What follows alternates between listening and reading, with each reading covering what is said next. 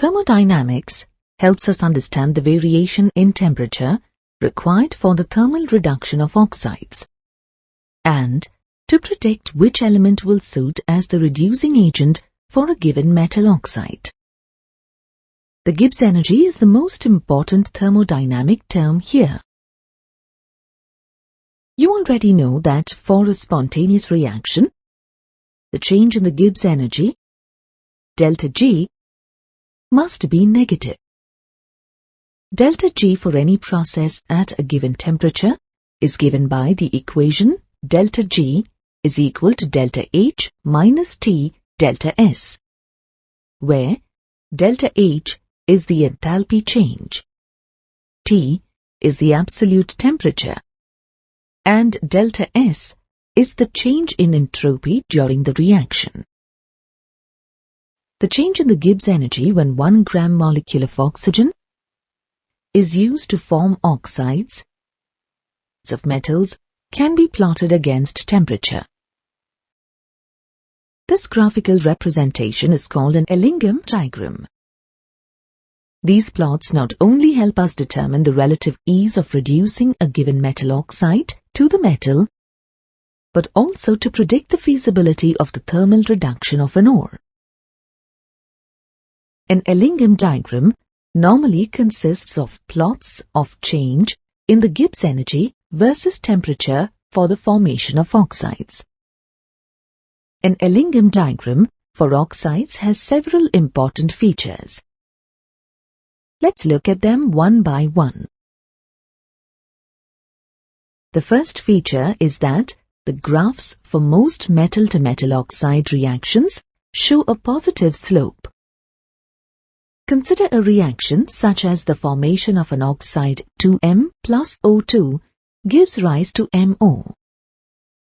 In this reaction, the entropy or randomness decreases from left to right due to the consumption of gases. Hence, delta S becomes negative. Thus, if the temperature is raised, then T delta S becomes more negative. Since T delta S is subtracted in the equation, delta G becomes less negative. Thus, the free energy change increases with an increase in temperature, and hence, the plots show a positive slope. The second important feature is that the Gibbs energy changes follow a straight line, unless the materials melt or vaporize. The temperature at which such a change occurs is indicated by an increase in the slope on the positive side. For example, the slope of the ZN-ZNO line changes around 800 degrees Celsius.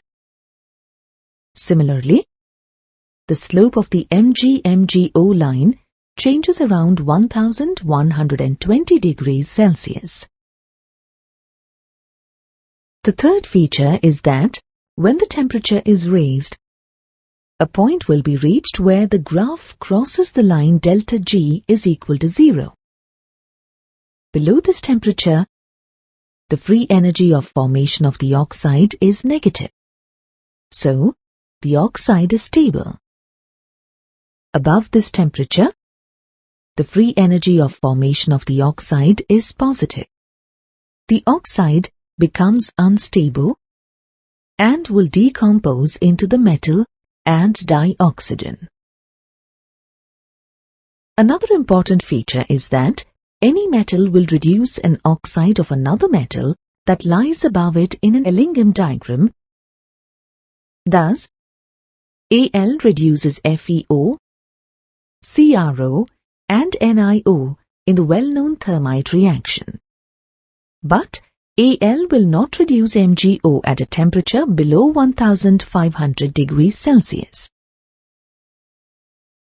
Ellingham diagrams also suffer from limitations. One is that they assume that the reactants and products are in equilibrium, which is not often true.